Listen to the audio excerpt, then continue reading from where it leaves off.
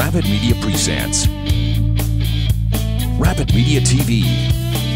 Learn more about Rapid Media's print and digital magazines, International Paddling Film Festival, on-water events, and online store. Visit rapidmedia.com. Hi, I'm here with Clay Wright. Clay, man, tell me a bit about the race, like just the brief history of the Green Race.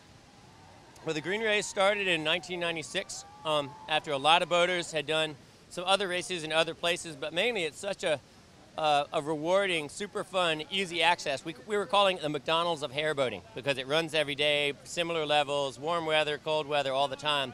And people just got really good at it, and people started going faster. So, you know, probably in 1994 or something, people started talking about the idea of a race, but there just weren't enough people running Gorilla.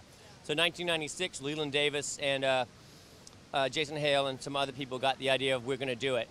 And how many people were in that first year? 12. 12, and how many people are here today? Like, it seems like hundreds. I heard that there's 170 racers, but some people like me are doing 2 runs, so I don't know how many people that means. Right. But I'm guessing 130. I'm not really sure. It's a big race, and they do registration online, and I think it was up to 130 in advanced registration. Right. So who knows today? And that's how many years? This is 15 years, is that right?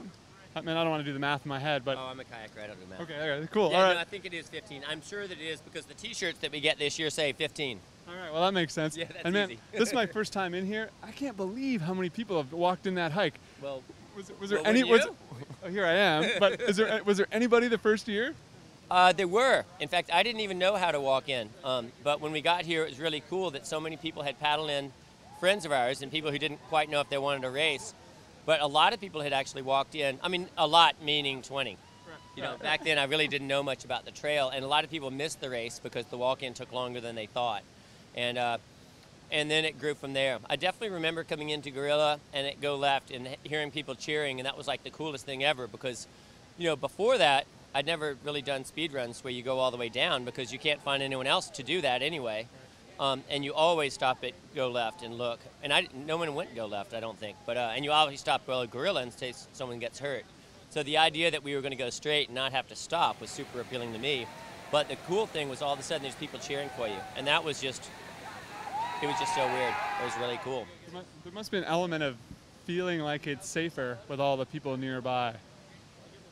I think at the top, you know that it's the safest day that you could ever do this, and that's comforting, and it allows you to go into race mentality. I had done a bunch of races, Upper Yacht and Golly, and maybe even Russell Fork by then, so I'd done a lot of races, and I knew in advance that once you get going, once you say, I'm going to the bottom, nothing's going to stop you, and it's a crazy switch your brain does, where you're not thinking about this might hurt. I'm not at all. I'm thinking, you know, I'm looking at that line, I'm doing everything I can to stay on it. And so that's why the race ends before sunshine, is because I argued really hard, and some other people who'd done a lot of races said we can't do sunshine because someone is going to move straight. And sure enough, after the race, several people tried out the straight line at sunshine, and some of them did okay. But so that's always been a weird element about it is in the first race, or maybe it's the second race, we had somebody with a blown skirt who tried to paddle into Gorilla. And the whole crowd at that point, I think it was second or third race, was all screaming, no, no, stop, stop. And we've seen people with half a paddle blade paddling into Gorilla as if like they didn't notice. And that's a weird thing about the race is you get into this weird mentality at the starting. They say 5, 4, 3, 2, 1, go. And the next thing you know, you're just in battle mode. Go, go, go, go, go, go, go. And then you're at the finish. But when things go wrong, I don't think you really see it coming. I think you're so amped up on adrenaline and you're so focused on that line. It's like the next thing you know, it's like, oh, there's my bow and there's the sky. Uh-oh, blam. And then every time I've crashed, I haven't really thought about it much until I saw the video afterwards. Right. It's a weird mentality. Right. Well, there's lots of video here today, that's for sure. There is. The spectators have gotten a lot bigger every year because it is one of the few kayaking events where I think it's like auto racing. There's going to be crashes, and some of them are going to be really scary, and so even the crowd gets that sort of adrenaline burst over and over and over. Great. Well, I should probably get back to it, but thanks so much. That's great. In 30 seconds, tell us, what's the future of the Green Race? The future of the Green Race... I mean, can it get any bigger? Can it... I mean, it is what it is. It hasn't changed that much. What's going to happen? I really think we may get past critical mass, and it will be really hard, and we'll have to sign up in advance. Some people talked about having a preliminaries and then having a race day so that the spectators would get a little more of a condensed show with just the best people. But Jason Hale in the competitors meeting today actually said they want a cap, they want a qualifier, and I'm saying hell no. Green Race is open for business and we'll go till dark if we have to. So he's the mascot of the Green Race.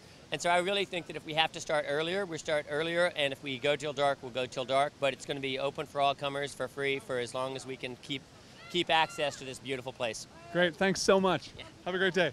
You too. Rapid Media presents Rapid Media TV.